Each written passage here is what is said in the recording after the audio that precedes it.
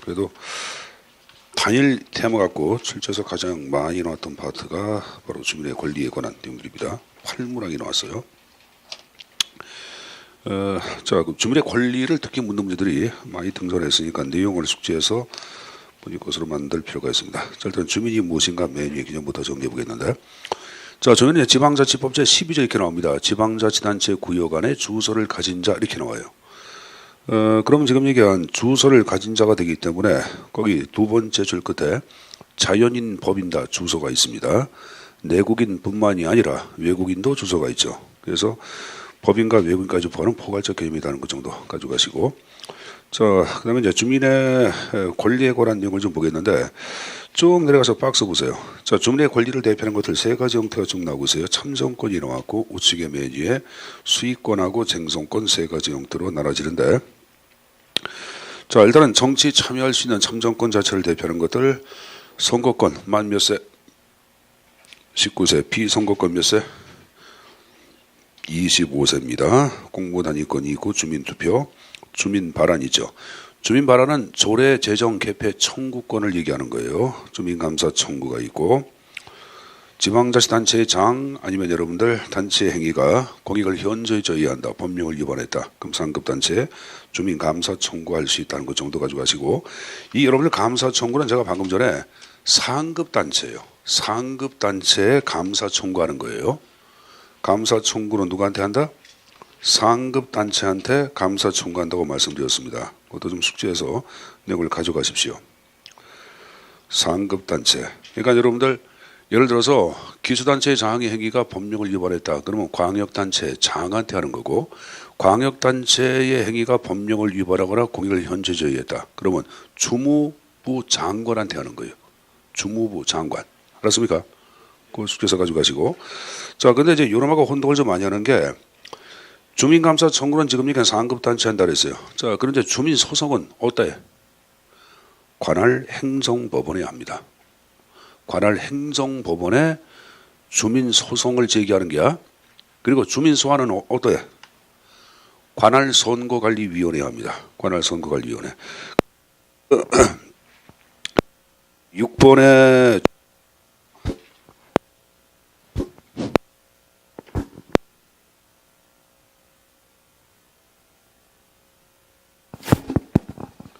자, 6번에 그 주민소환 나왔죠. 주민소환은 어떠한다? 관할 선거관리위원회 주민소환하는 걸 얘기하는 거고, 거기 우측에 메뉴에 쟁송권에 주민소송권 나와. 그건 관할 행정법원에 여러분들 소송을 제기하는 거예요. 알았어요? 그러니까 그 대상세를 좀 숙지해서 가져가시고, 자, 아까 제가 이제 주민감사 청구했고 주민소환권 자체를 얘기할 때는 선출직 공직자에 대한 주민의 가장 강력한 통제 장치를 얘기합니다. 그러니까 소환해서 잘라버리는 걸 얘기해요. 그러니까 단체장 행 자체가 직무를 유기했다, 아니면 여러분들 법령을 여러분들 위반했다, 그 할 때는 여러분들 이 주민들 자체가 소환해가지고 잘라버리는 걸 얘기합니다. 그래서 주민소환 자체는 이제 2006년도 지방자치법 자체에 소개되고 2007년도에 별도의 법률이 만들어집니다. 그리고 2007년도 하남시, 2009년도 제주특별자치시, 그래서 여러분들 주민소환 자체가 여러분들 실시가 되지만 정족수 미달되어 소환이 둘 다 무산되거든요. 무산되는데 어쨌든 간에 지금 얘기한 주민소환 자체에 관한 내용은 선출직 공직자에 대한 가장 강력한 통제 장치다 하는 것 정도는 숙지해서 가져가십시오. 자, 그 다음에 이제 나온 게 주민청원권. 주민청원은 이제 어디 가서 하냐? 지방의회 가서 하는 거예요. 지방의회 가서, 나 이런 거 좀 억울하니까 좀 의회에서 도와주세요, 이렇게 얘기하는 거예요. 자, 주민소청권을 얘기할 때는 선거의 효력에 대해서 이의가 있을 경우에는 선거관리위원회에 소청할 수 있는 권리, 이번에 이제 소청권을 얘기합니다. 알았습니까? 소청권이야, 소환권이 아니라 소청권이야. 그 틀린 거야. 자, 수익권을 얘기할 때는 지방정부 공공시설 이용권이 있고 행정서비스 향수권이 있고, 쟁송권을 대표하는 것들은 주민소송, 배상보상 청구, 납세자 불법권이 존재하는데 참정권을 묻는 게 많이 나왔고, 쟁송에서는 주민소송 자체를 묻는 게 나왔는데 이 주민소송은 항상 전제가 되는 게 주민감사 청구가 전제가 돼야 돼. 근데 이 주민감사 청구도 뭐를 대상으로 하냐? 지방자치단체의 재무행위. 지방자치단체 재무행위에 대해서 주민감사 청구했다. 그 결과에 대해서 불만이 있으면은 아까 관할 행정법원에 주민소송을 제기하는 거예요. 알았어요? 재무행위를 예산이다, 지방재정이다 바꿔도 같은 말입니다. 지방자치단체의 재무행위 아니면 여러분들 지방자치단체의 재정, 예산에 관한 사항에 대해서 주민감사 청구했다. 그 결과에 대해서 불만이 있다. 그럼 지금 얘기한 식으로 주민소송을 제기할 수 있다. 그런 것들은 다 숙제에서 내용 좀 가져가십시오. 알았습니까? 자, 그럼 이제 주민 발언에 관한 내용이 나오고 있는데, 자, 이 주민 발언은 칠판을 잠깐 보자. 물론 이제 직접 발언이라는 게 있고 이제 간접 발언 두 가지 용어로 나눠서 얘기하는데, 요거는 이제 제가 지금 요거는 아까 얘기한 식으로 조례지정 개표 청구에 관한 권리거든. 그래서 요거는 이제 청구하고 확정하고 나눠서 봐야 돼. 그래서 청구는 주민이 해요. 확정도 주민 투표로 확정되는 것을 직접 하는 거고, 간접 발언은 주민이 청구하지만 확정은 지방의회의 의결로 확정되는 게 간접 발언이에요. 근데 현재 한국은 직접 발언이 인정이 안 돼. 요 간접 발언만 인정되고 있습니다. 한국은 뭐만? 간접 발언. 직접 발언은 주민이 청구 확정이야. 그렇습니까? 근데 이쪽은 청구하고 확정의 주체가 틀려. 주민이 청구하지만 확정은 어디에서? 지방의 의결로 확정되는 것을 간접 발언이라고 얘기하고, 한국은 간접 발언입니다. 자, 한국은 제가 뭐라 했어요? 간접 발언이라고 말씀드렸습니다. 자, 일단은 그렇게 좀 내용 숙지해서 가져갈 필요가 있겠고, 거기 이제 그 수치 그런 건 제가 좀 이따 더 말씀드리겠습니다. 그 다음 페이지 보세요. 그 다음 페이지. 자, 주민감사 청구 나온 거 봐. 아까 잠깐 얘기했죠. 주민은 지방자치단체 그 장 권한에 속하는 사무 처리가 법령에 위반, 공익을 현저히 해야 한다고 인정될 경우에는 아까 상급 단체에게 감사 청구한다고 얘기했었어요. 했습니다. 아까 얘기했던 내용이고. 자, 그다음에 이제 그 청구 요건도 좀 이따가 말씀드릴 테고. 자, 우측에 주민 소송 나온 거 봐. 주민 소송이란 지방자치단체의 기관 및 직원의 공금 지출, 회계 등 미출 재무행위. 재무행위가 위법하다고 인정되어 주민이 감사기관에 감사 청구했다. 주민감사 청구 아니야. 하고도 그 결과에 불만족할 경우, 그렇죠? 법원에 재판을 청구하는 제도. 이게 주민소송이죠, 여러분들. 아까 제가 재무행위를 대상으로 한다고 얘기해서 안 했어요. 그렇죠? 그걸 얘기하는 거예요. 당연히 납세자 소송 가운데 하나인데 현재 납세자 소송은 두 가지가 있죠. 국민소송이 있고 여러분들 그 주민소송이 있는데 국가를 대상으로 한 국민소송은 현재 한국은 인정이 안 돼요. 주민소송만 인정되고 있고 이 지문은 출처에서 굉장히 많이 나와. 국민소송 인정된다 안 된다? 안 된다. 몇 번 나왔던 지문이에요. 숙제에서 가져가시고. 자, 또 한 장 넘겨보자. 자, 주민청원 나온 거 봐. 쌍가로 4번. 자, 제가 이름을 주민청원은 어디서 가진다 그랬지? 지방의회 가서 한다 그랬죠? 근데 그냥 하는 게 아니야. 반드시 전제가 되는 게 지방의회 의원의 소개를 얻어가지고 청원서를 제출해야 합니다. 누구의 소개? 지방의회 의원의 소개를 넣어서 청원서를 제출해야 되겠고 청원서에는 청원자의 성명, 주소를 기재하고 서명 날일을 해야 합니다. 이것도 지문에 한번 나왔었어요. 이거 지금 제65조 지방자치법 65조 이 지문도 출제에 나왔던 내용 가운데 하나입니다. 자, 그 다음에 여러분들 주민투표 나온 거 봐. 자, 이 주민투표 자체를 얘기할 때는 우측에 맨 위에 법적 근거 나온 거 봐. 맨 위에 14조 나온 거 봐. 자, 지방자치단체의 장은 주민에게 과도한 부담을 주거나 중대한 영향을 미치는 지방단체 주요 결정사항에 대하여 주민투표에 붙인다. 이렇게 나오죠. 거기 미쳤잖아. 주민에게 과도한 부담을 주거나 중대한 영향을 미치는 지방자치단체의 주요 결정사항에 대해서 주민투표 한다 안 한다? 한다 하는 것 정도 숙지해서 내용 좀 가져가시고.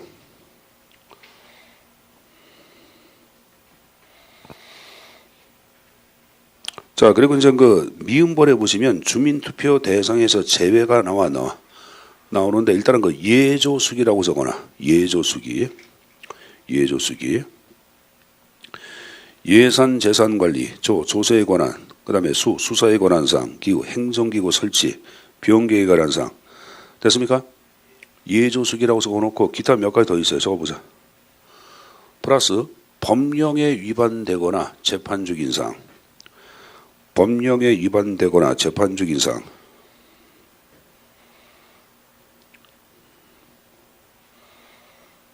자, 플러스 국가 또는 다른 지방자치단체의 권한 또는 사무에 속하는 사항.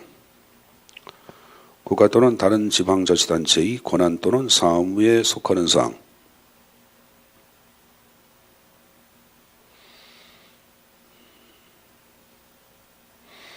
국가 또는 다른 지방자치단체의 권한 또는 사무에 관한 사항. 하나만 더 적어보자. 동일한 사항에 대하여 주민투표가 실시된 후 2년이 경과되지 아니한 사항.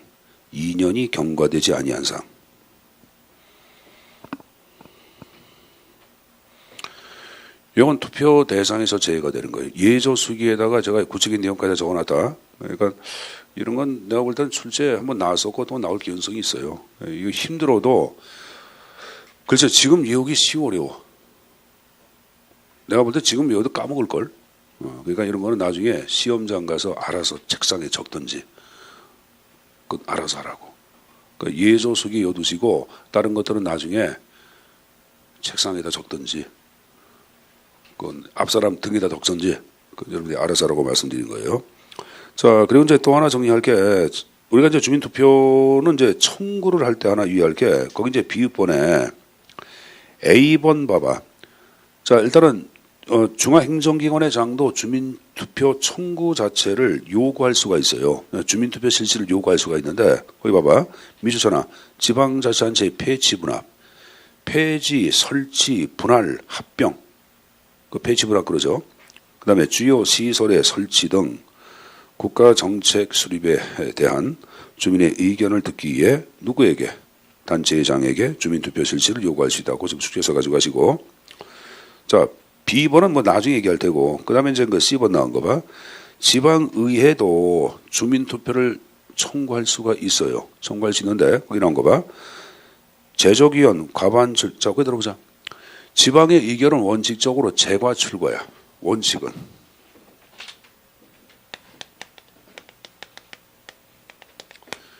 제적위원 과반수의 출석과 출석위원 과반수의 찬성으로 확정이 돼. 이게 이제 지방의회의 의결의 일반적 원칙이야. 근데 요거 말고 예외가 되는 게 있어요. 재과 출삼이라는 게 있어요. 요건 두 군데가 있는데 하나는 지금 얘기한 식으로 지방의회에서 주민투표를 청구할 경우하고 그 다음에 지방에서 의결이 딱 끝났는데 단체장이 제의를 요구해. 제의 요구사항에 대한 의결. 단체장이 그 주민의 생명과 재산을 좀 이거 해칠 수가 있으니까 다시 한번 좀 의결해 주세요.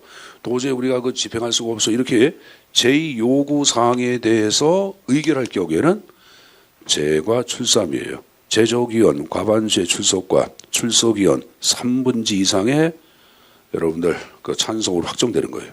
알았어요? 자, 외우자. 지방의 의결의 원칙은 뭐라 그랬어요? 재과 출삼이. 예외가 되는 게 있다. 뭐가 있다? 원칙은 재과 출가. 예외가 되는 게 있다. 뭐가 있다? 재과 출삼이가 있다. 재과 출삼이는 주민투표 청구. 또 하나 뭘 적어놨어요?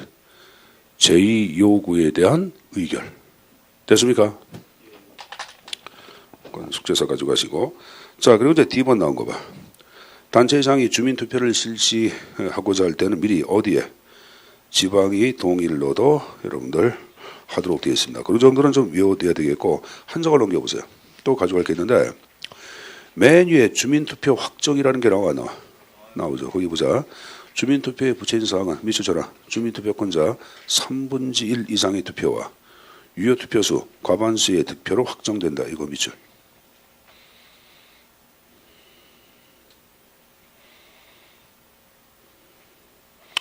자, 그리고 이제 그 밑에 주민투표로 확정된 사항은 2년 이내에 이를 변경하거나 새로운 결정을 할 수 있다 없다?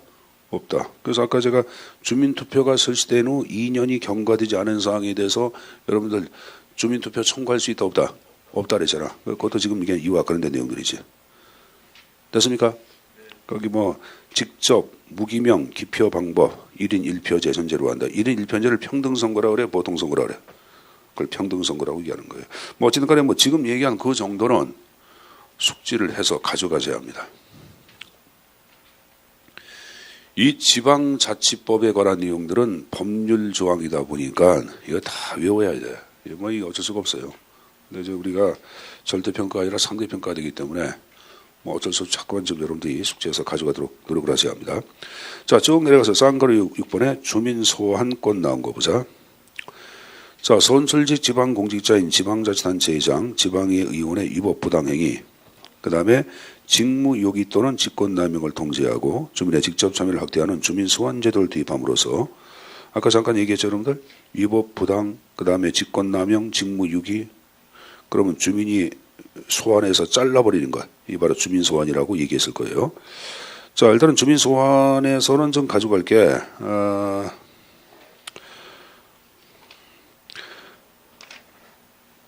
주민소환 대상에서 제외가 되는 게 있어요. 거기 여러분들 247페이지 보시면은 동그라미 이번에 주요 내용의 니은번에 B번 봐봐. B번.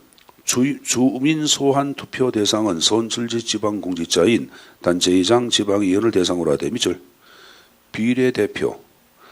비례대표 뭐 거기 시도의원 자치구 시군은 그러니까 비례대표 의원입니다. 쉽게 얘기할 때. 비례대표 의원은 주민소환 대상에서 제외가 된다. 뭐 그 정도는 꼭 숙지해서 외워두셔야 합니다. 암기사항입니다. 알았습니까? 자, 그리고 다음 페이지 15번. 자, 주민소환 투표 결과의 확정 나온 거 봐. 그래서 주민소환 투표 총수의 얼마 이상의 투표? 3분의 1 이상의 투표와 유효 투표 총수 과반수의 투표로 확정됩니다. 아까 얘기한 여러분들 주민투표의 확정과 거의 같아 안 같아? 같잖아요, 여러분들. 같은 내용입니다. 자, 그렇게 좀 정리해서 가져가시고, 자, 이제 첨삭지도에, 그 앞에 이제 주민 발언부터 주민 소환까지 필요한 주민 서명의 수가 정리가 되고 있는데, 이것들도 문제에서 나왔어서, 이게 어쩔 수가 없어요. 좀 외워둬야 되겠고, 두 번째, 여러분들 도입 시기를 묻는 것도 출제해 놨어서 도입 시기도. 그러니까 좀 힘들어도 도입 시기도 좀 여러분들이 암기를 해둘 필요가 있습니다. 도입 시기도 암기도라고 말씀드린 거예요. 자, 그럼 일단 여러분들 주민 발언 나온 거 보자. 자, 주민 발언은 제가 이제 이거 암기하는 기법 얘기했는데 일발백발. 주민 발언이니까 일발백발. 그래서 50만 이상 대도시는 일발백발. 100분의 1에서부터 분모 차이가 30 차이 나죠. 70분의 1. 그죠? 근데 시군구 기초는 자, 100분의 100의 절반이 뭐야? 50분의 1. 그 30을 빼 얼마? 20분의 1. 그럼 이럴 거야. 범위 내 조례가 정하는 주민시장에 연설받아가지고 지금 얘기한 식으로 주민 발언을 청구할 수 있다 하는 것 정도 숙지해서 가져가는데 여러분들 청구는 누구한테 하냐? 지방의회한테 할까? 단체장한테 청구할까? 단체장한테 청구하는 거예요. 거기 단체장한테 청구한다 이렇게 나서 안 나왔어? 나왔고 여러분들. 자, 그 다음에 이제 청구 대상에서 제외가 되는 게 1, 2, 3 해가지고 세 가지가 나오고 있는데 이건 여러분 스스로 외워둬야 돼. 방법이 없어요. 암기사항입니다. 알았습니까? 자, 그 다음에 이제 주민감사 청구. 자, 제가 감사원 전화번호 532 이렇게 기억나? 감사원 전화번호 532야. 그래서 거기 시도는 500명. 50만 이상 대도시 300명. 그 밖에 기초는 200명을 초과하지 아니하는 범위 안에서 조례가 정하는 주민수에 연설받아가지고 감사 청구할 수 있다. 자, 근데 주민감사 청구 대상에서 여러분들 제외가 되는 게 쭉 나오고 있는데 그 끝에 제외가 되는 게 쭉 나오죠. 개수다. 기억나? 개들이 수다를 떤다. 개수다. 개수다. 개인의 사생활 침해, 수사 또는 재판, 다른 기관의 감사. 그렇게 많이 읽으세요. 개수다. 개수다. 개수다. 개수다. 자, 주민투표. 자, 주민투표는 LG 25시 가서 하자. GS 25시. 기억나? 그래서 20분의 1, 5분의 1 이하의 범위 안에서 조례가 정하는 일정 시의 서명으로 주민투표 실시 청구할 수가 있다 없다? 있다. 됐습니까? 자, 아까 여러분들 그 청구 대상의 제한 아까 좀 얘기했어요. 얘기했고 아까 좀 예조 수기 위에다가 몇 가지 적어놨어 안 적어놨어? 적어놨죠. 그 내용 좀 쭉 나와 있는 거예요. 자, 주민소송 나왔고 주민소환 나왔는데 뭐 주민소환의 맨 끝에 비례대표 지방의 의원은 주민소환 대상에서 제외가 된다 안 된다? 때가 된다. 그래서 그런데 맨 밑에 현행법 주민참여제도의 도입 순서 제일 먼저 주민 발안이 먼저 나와서 안 나왔어? 나왔고 그 다음에 주민투표 나왔고 주민소송 나왔고 주민소환 나왔는데 주민감사 청구는 여러분들 주민 발안과 같이 등장합니다. 둘 다 1999년도에 등장하거든. 주민 발안하고 주민감사 청구. 그래서 거기 이제 순서가 쭉 나왔으니까 이제 순서대로 내용의 형태 숙지해서 가져가시고 주민소송하고 주민소환도 2006년도지만 주민소환 실시는 2007년도부터 실시가 되기 때문에 그 맨 뒤로 빼는 게 맞는 거예요. 알았냐? 근데 그걸 왜 외우냐? 한 장을 넘겨봐. 9가지 구급 문제 나왔어. 그 맨 위에 여러분들 우리나라 주민참여제도의 법제화 순서 이렇게 나와서 나왔어. 나왔죠. 그래서 1번에 조례제정 개폐 청구, 그 다음에 주민투표, 그 다음에 주민소송, 주민소환. 소환이 맨 끝으로 간 거야. 들어가죠. 소자 들어가는 게 다 뒤로 들어가. 소는 느릿느릿 걸어가. 걸어가서 소는 다 뒤로 빼. 됐어요? 소는 느릿느릿 걸어가기 때문에 뒤로 빼자. 대신 이제 소환이 하여간 이제 가장 강력한 장치니까 최근에 가장 등장했다고 보시면 되겠고, 여러분들 앞에 거는 뭐 여러분들 주민 발안, 그다음에 주민 투표 이렇게 좀 머릿속에. 여러분 우리가 걸어갈 때는 발이 먼저 걸어가야지 걸어가 안 걸어가. 그래서 발이 먼저야. 그래서 주민 발안. 뭐 그런 식으로 연상으로 외우든지 외우라고 제가 말씀드린 겁니다. 자, 1번에 관한 내용들은 이해한 거로 간주를 하겠습니다. 자, 여러분들 251페이지 문제 2번 보자. 주민참여제도에 대한 설명으로 옳지 않은 걸 이렇게 나왔어요. 자, 1번에 주민소환의 대상은 단체장, 비례대표, 의원을 제외한 지방의 의원, 교육감이다. 2번 현행법상 주민참여제도의 도입 순서는 아까처럼 발안이 먼저 나오죠. 발투 기억나? 그 다음에 소송, 소환 2번 맞잖아. 그러니까 여러분들 지금 2번 문제는 1번 문제가 또 한 번 나온 게 안 나온 게야. 나온 거지. 자, 그 다음에 이제 그 3번에 아까 여러분들 그 주민투표는 단체장한테 맞죠? 근데 주민감사 청구는 감사원이야, 상급단체장이야. 상급단체장 그랬으니까 잘못됐고, 주민소송 아까 얘기한 게 나왔네. 관할 행정법원 나왔고, 주민소환 관할 선거관리위원회 한다 이렇게 나왔고, 그 4번에 주민소송의 대상은 여러분들 아까 재무행위, 주민감사 청구 대상 재무행위에 대해서 불복할 경우에 관할 행정법원에 소송 제기한다고 분명히 말씀을 드렸어요. 그러니까 4번 표현은 맞는 표현이죠. 자, 넘겨보자 여러분들. 자, 문제 4번을 보자. 지방자치단체장, 지방의원의 직권남용, 직무유기 등 직권남용, 직무유기, 위법 부당행위, 이거 주민소환 투표를 청구할 수 있는, 에이, 뭐 답이 나왔네. 뭐예요? 주민 소환이 이렇게 나왔으니까 주민 소환이지 뭐야. 정답 5번이지 뭐. 그죠 여러분들? 그 뻔한 문제고. 자, 그 다음에 여러분들 6번 나온 거 보세요. 6번. 자, 여러분 5번도 풀어보자. 5번. 주민에게 과다한 부담을 주거나 중대한 아까 주민투표 같은 경우에 확정할 경우에 4번 봐봐. 주민투표권자 정수의 3분의 1 이상의 투표와 유효 투표수 과반수 득표로 확정된다고 이 계산했어요. 했죠. 그러니까 4번 잘못됐거든요. 그 4번 외워야 되겠죠, 여러분들. 됐습니까? 그거 외워야 돼. 어쩔 수가 없어. 암기상이야. 자, 그 다음에 6번 나온 거 보자. 지방자치단체의 예산이 불법 부당하게 지출될 경우 공무원의 책임을 확보하는 데 가장 효과적인 것 이렇게 나왔어요. 자, 예산이 불법 부당 지출을 얘기할 때는 재무행위 아니야. 재무행위에 대한 납세자 소송을 대표하는 게 뭐예요? 주민소송인데 주민소송이 안 나왔으니까 물어봐야 돼. 납세자 소송으로 봐야 되겠네. 2번으로 봐야 되겠네, 여러분들. 이것도 문제에 나왔기 때문에 자꾸만 숙지해서 가져가도록 노력을 해두셔야 합니다. 자, 그 다음에 이제 8번 나온 거 봐. 자, 올해 구급 문제죠. 지방자치법상 단체에 대한 설명으로 옳지 않은 걸 이렇게 놓았는데, 자, 일단은 여러분들 거기 뭐 우리가 배운 것만 잠깐 보자. 그 3번 보자. 주민은 단체와 그 장에 관해 속하는 사무 처리가 법령에 위반되거나 공익을 현재해야 한다고 인정되면 감사 청구, 맞죠? 그리고 주민은 단체장뿐만 아니라 지방에 속한 모든 의회의원, 아니죠, 비례대표 의원은 주민 소환 대상에서 제외가 된다, 안 된다? 된다. 그럼 몇 번? 4번의 답이 영태 체킹. 됐습니까? 자, 넘겨서 우리 이제 20일이 나온 게 있어요. 자, 광역행정 파트에 관한 내용이 쭉 나오고 있습니다. 이 광역행정도 출제 순위가 높아요, 여러분들. 20일이면 굉장히 높은 거 아니야? 이것도 앞에 거랑 그 20하고 같아. 문제가 8문제가 나왔어요. 그러니까 뭐 거의 대등한 형태에 따라 문제가 나온 파트입니다.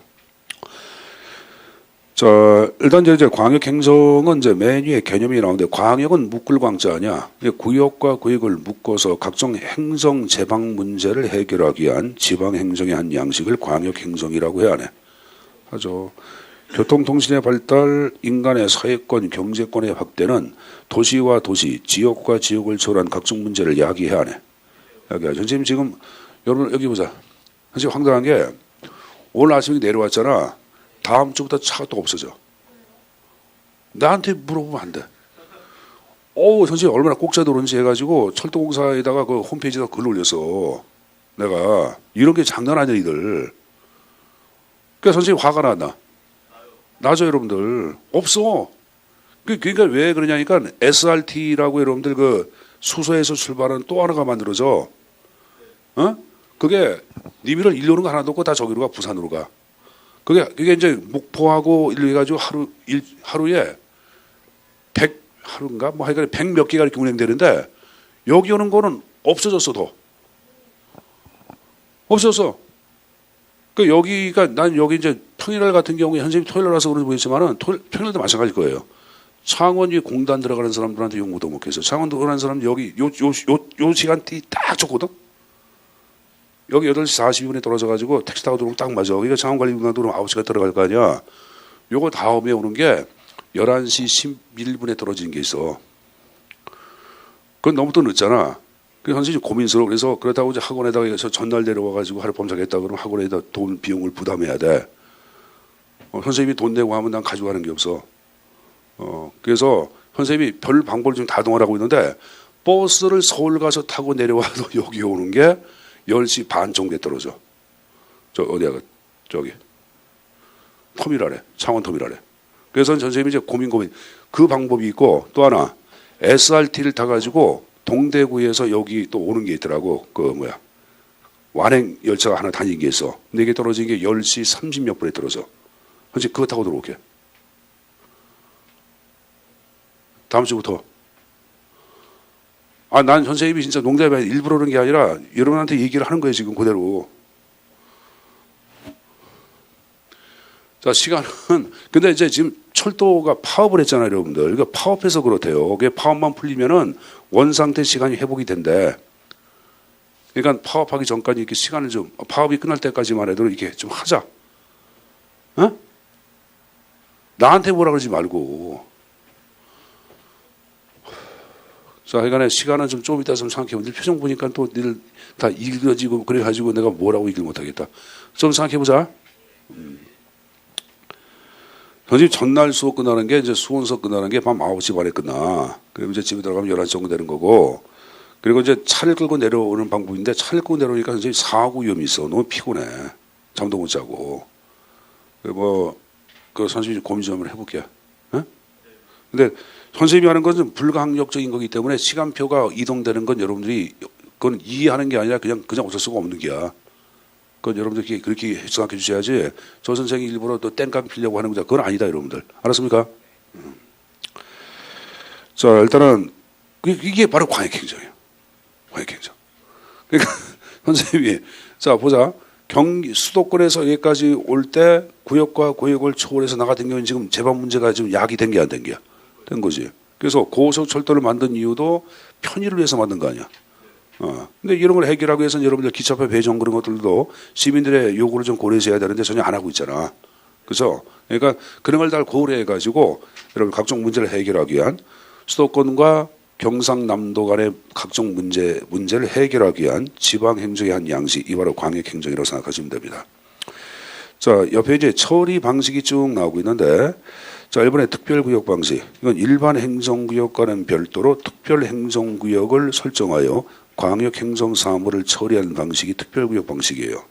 자, 이를 대표하는 게 두 가지가 있어요. 하나는 교육구가 있고, 또 하나 뭐가 있다? 영림지 조성, 두 가지 용어로 나눠서 언급을 합니다. 자, 제가 교육구하고 또 하나 뭐가 있다? 영림지 조성이 있다고 말씀드렸습니다. 근데 여러분들 철도공사들은 돈 벌기 위해서 자리가 이런 꽉꽉 차서 와. 꽉꽉 차서. 그리고 이제 입석으로 또 오는 사람도 있고. 그러니까 KTX 같은 경우에는 그 바깥에 서서 가는 데가 있잖아. 일부러 그러는 것 같아요, 여러분들. 돈 벌라고. 자, 여기 보자. 설마 그렇게 하려고. 그건 아닌 것 같은데. 자, 교육구 영림조성. 이거 무슨 말인지 이해합니까? 현재 보세요. 여러분들 자, 경기도는 과천시가 있고 옆에 안양시가 있어요. 과천과 안양시 같은 경우에는 행정구역이 별게 아니야. 근데 과천에는 고등학교가 3개야. 여기 인구가 7만이고 안양은 80만 명이야. 그 여기서 이제 과천에서 이거 안양 범기호까지는 전철이 세종까지 면제로 이동이 돼. 과천에 있는 과천외고 뭐 과천고등학교는 명문고등학교라 안양에서 공부 잘했는데 일로 들어와. 그리고 과천의 꼴통들은 어디로? 물론 이제 안양에 좋은 고등학교가 있어요. 그 여러분 이해하자고 얘기하는 게. 그럼 이쪽으로 가겠죠, 여러분들. 이건 일교육 생활권이에요.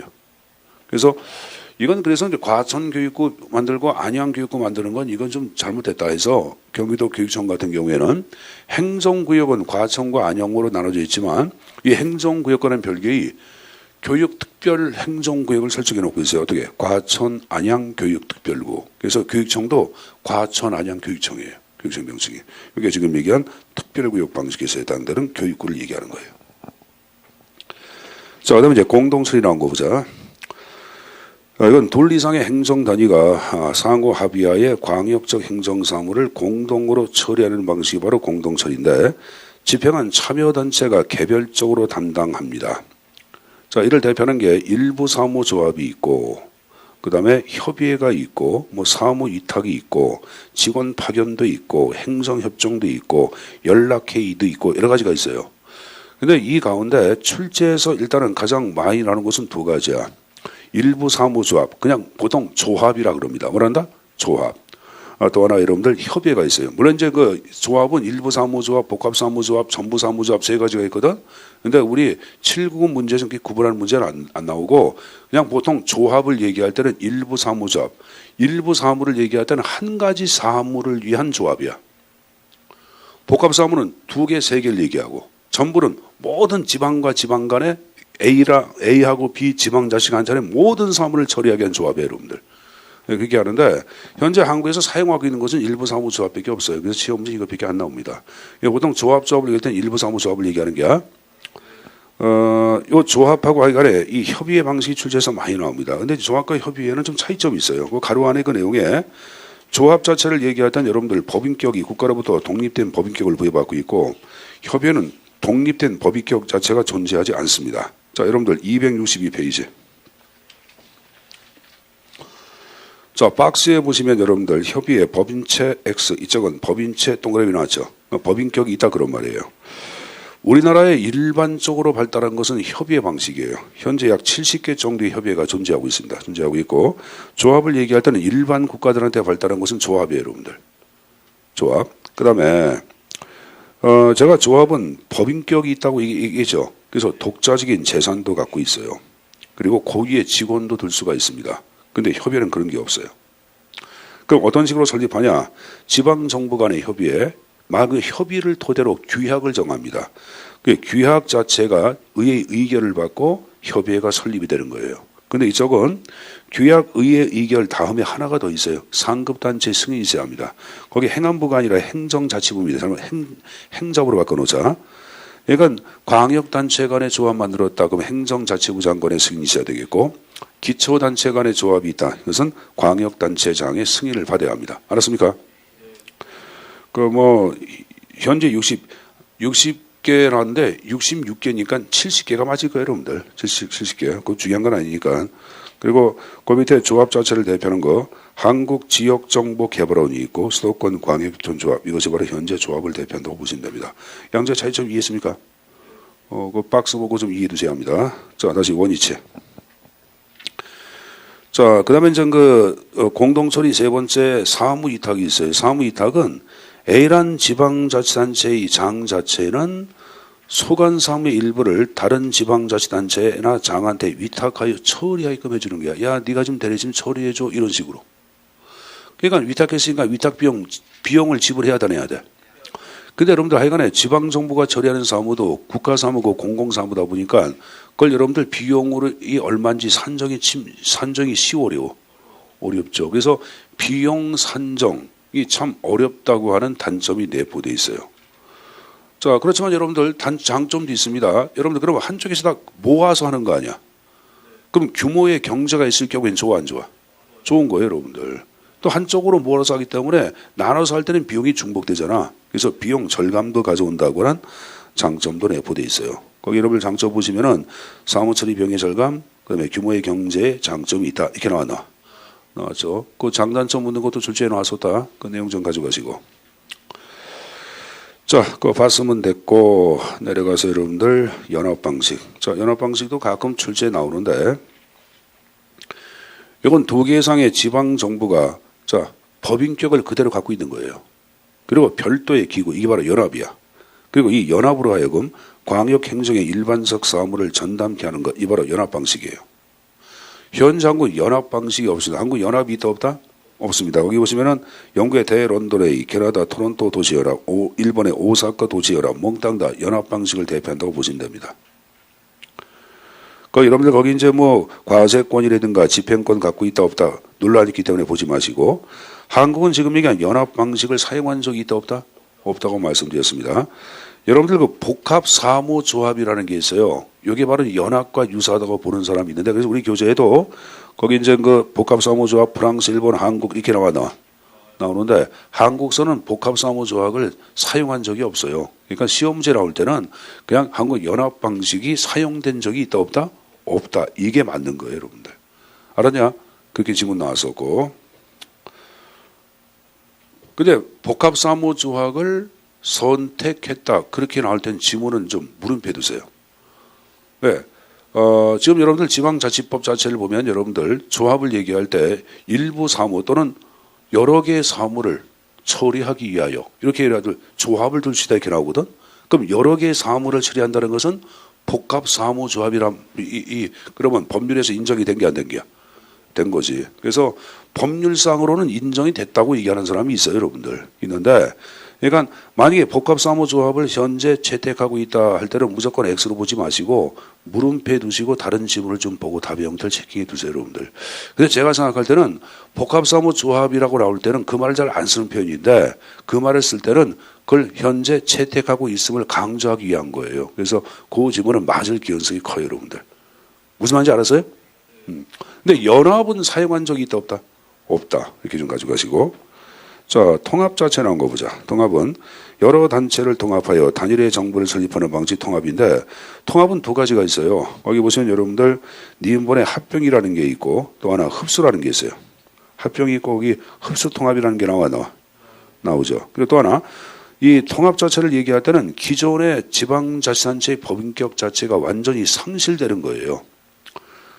그래서 이것은 여러분들 중앙정부가 획일성을 갖고 하는 경우도 많이 있다 보니까 보통 중앙정부의 힘이 강력한 개발도상국가에서 많이 사용되는 게 바로 뭐다? 통합 방식이에요. 두 번째 줄 끝에 개발도상국가라고 나오죠. 합병은 여러분들 우리나라 같은 경우 이게 보자. 인천 직할시하고 경기도 강화군이 합병돼가지고 지금 인천 광역시가 됐거든. 그럼 지금은 인천 직할시가 없어요. 경기도 강화군도 없어요. 기존의 법인격이 완전히 상실된 거 아니야. 여기 어디야 우리 저기 여기 우리 마산시, 그다음에 창원시, 진해시 이게 여러분 합병돼서 지금 뭐가 됐어요? 창원시. 이건 지금 합병이 아니라 그건 다른 걸 다 모은 거 아닙니까? 아니에요. 명칭 갖고 많이 얘기했잖아. 그래서 그 창원시 말고 여러분들 여러 가지 명칭 나왔었잖아 처음에는. 그래서 이것도 또 다른 여러분들 별도의 법인격을 갖고 있는 차원이 탄생했다고 봐야 합니다.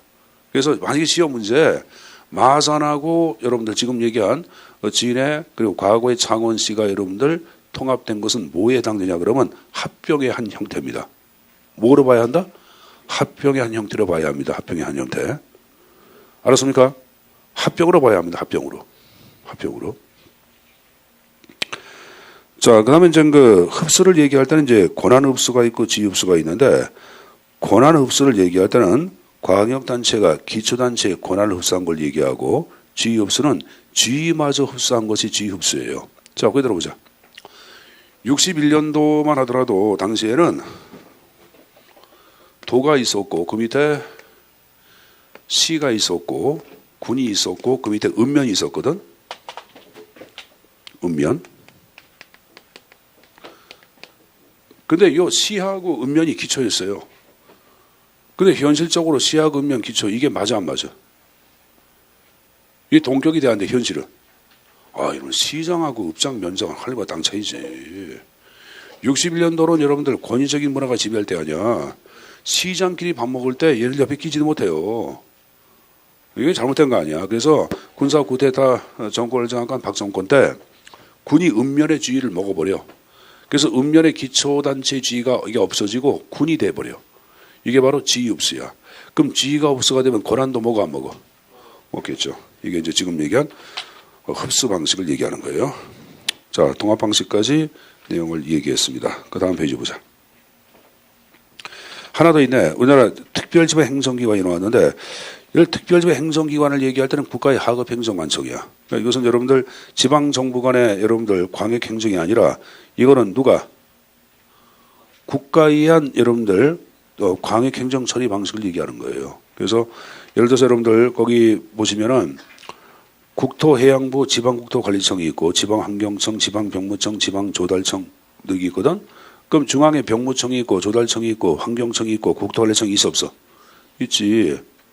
근데 그 지방자가 붙은 게 바로 특별지방 행정기관을 얘기하는 거예요. 그래서 여기 보자. 경남 병무청 이렇게 만들어가지고 이 경상남도의 모든 병무행정을 통합해서 처리하래. 하잖아. 경상남도의 병무와 관련된 모든 것을 통합 처리한다. 그래서 이것도 광역행정 방식이 들어가는 거예요. 그래서 그 형태까지 내용 좀 가져가시고. 자, 그거 봤으면 됐고, 여러분들, 4번에 한국의 광역행정이 쭉 나왔는데, 쌍가로 2번에 그 광역행정 방식의 구역 개편에서 폐치 분합과 경계 변경이라는 게 나왔어요. 폐치 분합은 여러분들, 우리 알죠? A가 B를 먹고 B가 없어져 버려서 폐지.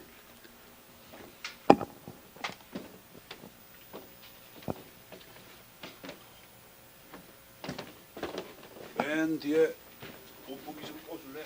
너무 덥다.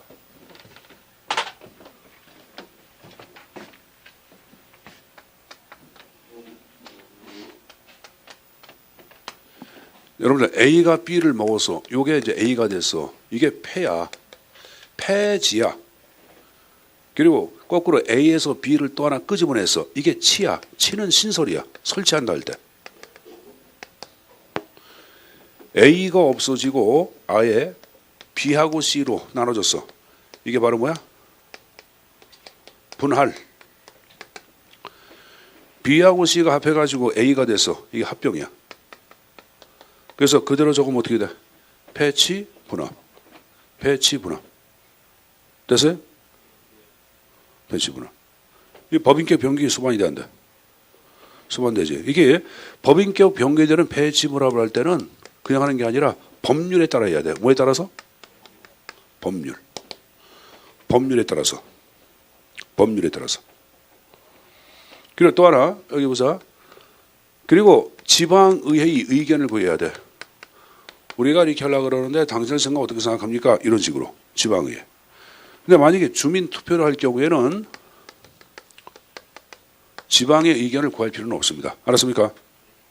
내가 방금 전에 뭘 적어놨어요? 법률. 법률. 근데 옆에 이제 경계 변경은 틀려. 경계 변경은 여기 보자. 여러분들 선생님이 사는 데가 수원이기 때문에 수원을 얘기 좀 드릴게요. 여기 수원시고 여기가 뭐냐면은 용인시인데 2009년도 12월 달에 용인 성복일동이라고 있어요. 성복일동. 일부가 수원시로 편입이 돼서 그러면 경계가 여기서부터 이쪽으로 경계가 바뀌어 안 바뀌어? 요 경계로 바뀌어서 안 바뀌었어? 바뀌었죠? 이게 경계 변경이야. 그럼 경계 변경은 지금 얘기한 식으로 자 물어보자. 요거는 법인격 변경이 수반이 돼 안 돼? 안 되지. 경계만 바뀐 거 아니야. 알았습니까? 요거는 뭐로 한다? 대통령령으로 합니다. 경계 변경해 놓고 대통령령에 근거하는 기성으로서. 자, 경계 변경은 대통령령에 의해서 이루어진다라고 제가 말씀드렸습니다.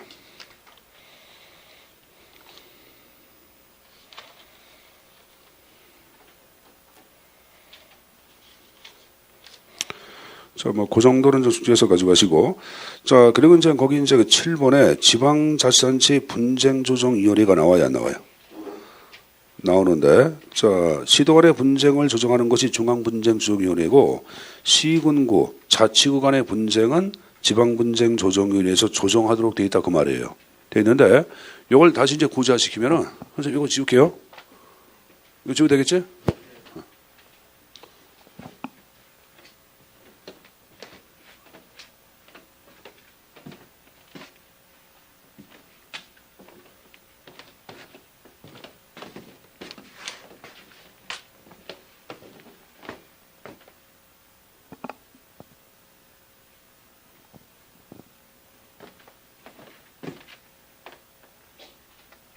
자, 지금 A하고 B 자체를 얘기할 때는 과격단체야. 여기 분쟁이 있을 경우에는 행정자치부 장관 산하기구에 중앙분쟁조정위원회가 있어요. 어? 그럼 어떡하냐? 이 광역단체 두 단체가 서로 여러분들 갈등이 있어. 분쟁이 있다고 가정해보자. 그러면 A나 B 일방이나 쌍방이 행정자치부 장관한테 여러분들 신청해. 우리 이 이견, 갈등을 해결해 주시오. 그럼 어떡하냐?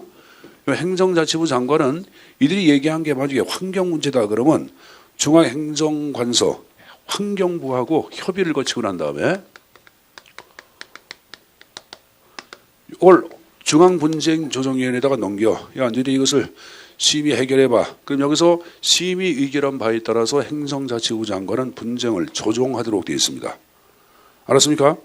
그래서 이 중앙분쟁은 광역단체 간의 분쟁이야. 근데 원래 이제 기초단체 여러분들 X하고 Y가 있어. 분쟁이 발생했어. 그럼 똑같이 하는 거야. 일방이나 쌍방 누구한테? 광역단체 장한테. 그럼 얘는 누구야? 중앙관세장과 협의를 거치고 난 다음에 그 밑에 뭐가 있냐? 지방분쟁조정위원회가 있냐? 지방분쟁조정위원회. 여기서 심의 의결한 바에 따라서 조정하도록 되어 있다, 안 되어 있다? 되어 있다. 근데 신청이 없을 경우에도 조정하는 경우가 있습니다. 여러분들 이 분쟁이 아주 공익을 현저히 저해한다고 판단돼서 상급단체장 입장에서 여러분들 조속한 존중이 필요하면 직권에 의하여 여러분들 이거를 조정할 수도 있는 거예요. 알았습니까? 하여간에 지금 얘기한 게 이제 분쟁조정위원회에 관한 내용입니다. 그 7번에 관한 내용을 좀 가져가시고, 그리고 이제 또 하나 가져갈 게 257페이지 하단에 분쟁조정기구라는 게 나오는데, 먼저 여러분들 국가와 지방 간의 분쟁이 있겠지. 그 해결하는 방법이 거기 제3제한 조정에 국무총리실 행정협의조정위원회가 있어요. 여기서 여러분들 조정을 합니다. 이거 출제에서 2번 나와서 여기 파란색 해가지고 여러분들 그 2009년 지방직 14년 서울시 2번 나왔던 지문이다. 자, 그다음에 사법적 분쟁 조정 방법이 2가지가 있어요. 여러분들 그 헌법재판소하고 대법원에 의한 조정이 존재합니다. 근데 옆에 이제 지방정부 간의 분쟁 조정 방식이 쭉 나오고 있는데, 그 여러분들 뭐 협의회 아니면 조합 갖고 여러분 조정할 수도 있겠고, 그 다음에 그 밑에 상급관청의 조정, 직권에 의한 조정, 뭐 신청에 의한 조정 가능하고, 아까 얘기한 조정위원회에 의한 조정도 있어 없어?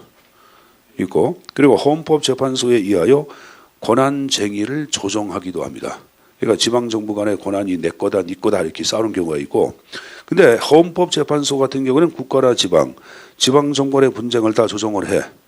근데 대법원은 국가와 지방 간의 분쟁이 있을 경우에만 조정을 하도록 되어 있습니다. 알았습니까? 이거 좀 구분해서 내용 좀 가지고 가야 돼요. 그럼 이걸 이제 좀 보고 가겠는데 한 장을 넘겨보세요. 첨삭지도에. 자, 시정명령과 직무의 명령. 이것도 출제서 2로 많이 나와. 자, 이 지방자치법 제 169조에 나온 건데, 자, 1항 나온 거 보자.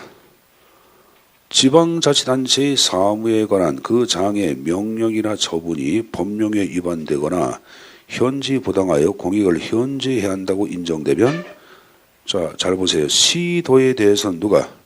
주무부 장관이. 시군자치구에 대해서는 시도지사가 동그라미. 즉시야 기간을 정하여. 기간을 정하여. 즉시 X라고 적어라. 즉시가 아니야. 기간을 정하여야. 그리고 구돼야 서면이야.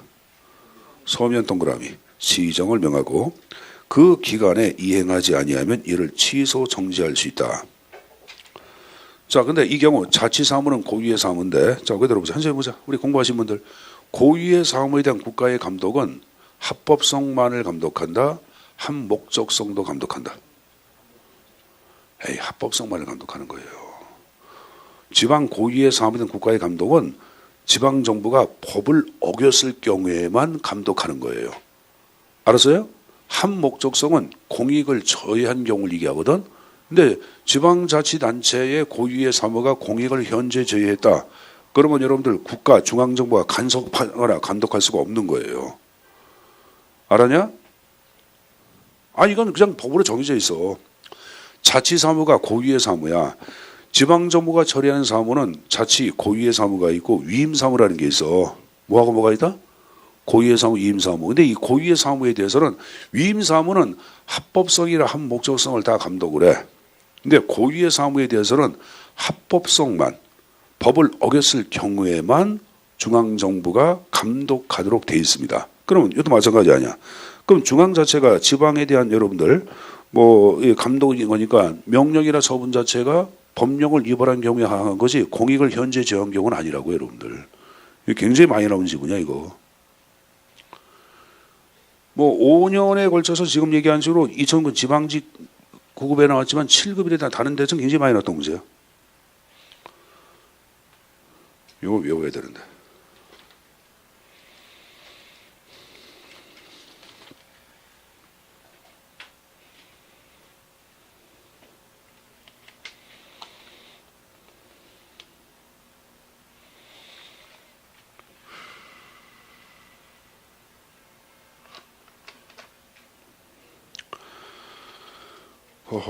자, 그리고 그 2항 나온 거 봐.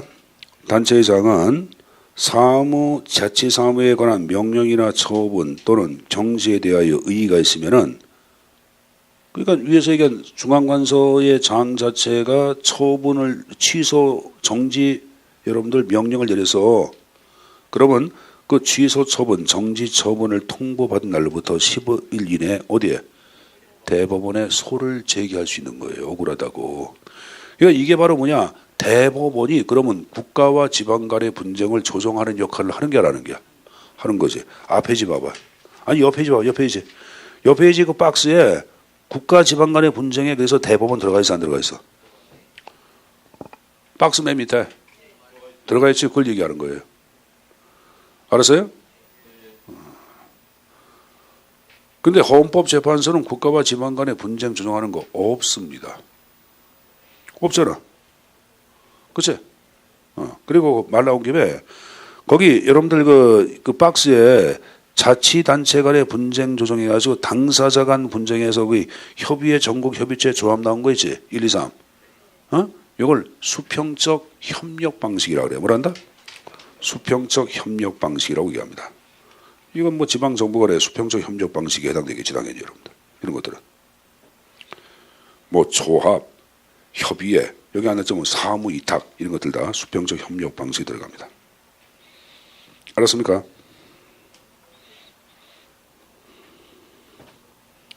자, 다시 옆에 여러분들 이 현재 보자. 지금 지방자치와 관련된 내용들은 다시 말씀드리겠지만 법령의 규정이다 보니까 자꾸만 이거 외워야 돼.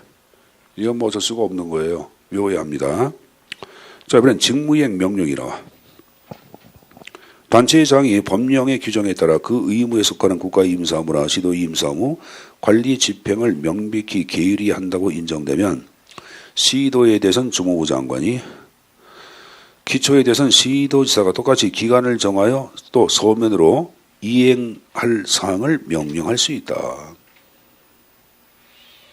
근데 만약에 여러분들 그 기간 안에 이행 명령을 이행하지 않았어, 단체장이, 그러면 그 다음 며칠 그 지방자치단체의 비용으로, 그 지방자치의 비용 부담으로, 그 표현 중요합니다. 대신 집행하거나 행정재정상의 조치를 기할 수 있다. 알았습니까? 자, 마찬가지로 그 밑에 단체장은 이행명령에 의의가 있으면 15일 이내 대법원에 소를 제기한다란다. 제기할 수 있고, 단체장은 이행명령 집행을 정지하게 하는 집행정지 결정을 신청할 수가 있다 없다?